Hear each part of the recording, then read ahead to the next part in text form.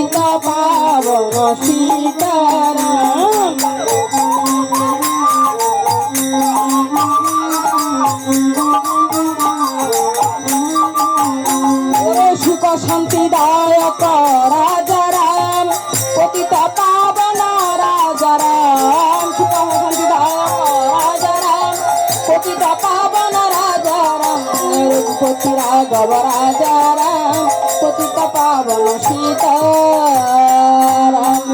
জয় জয় রাম সীতা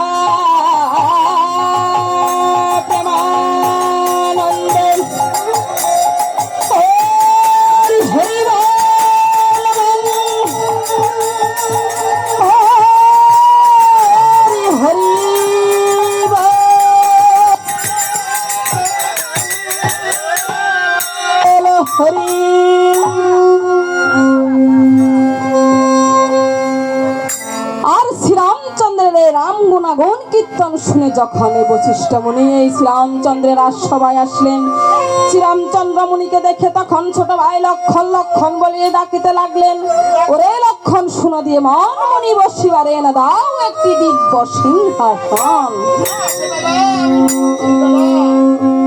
এই কথা যখন লক্ষণ ঠাকুর কর্ণেতে শুনিলেন, রত্নময় সিংহাসনের মুনির সম্মুখে ধরিলেন, আর মুনিকে বসার জন্য যখন এই সিংহাসনে বললেন, মুনি ঠাকুর তখন শ্রীরামচন্দ্রকে বললেন, হে শ্রীরামচন্দ্র,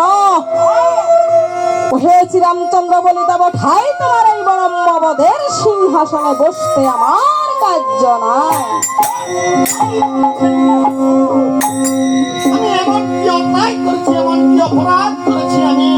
হে শ্রীরামচন্দ্র, তুমি এমন কি অপরাধ করেছ তুমি জানো না?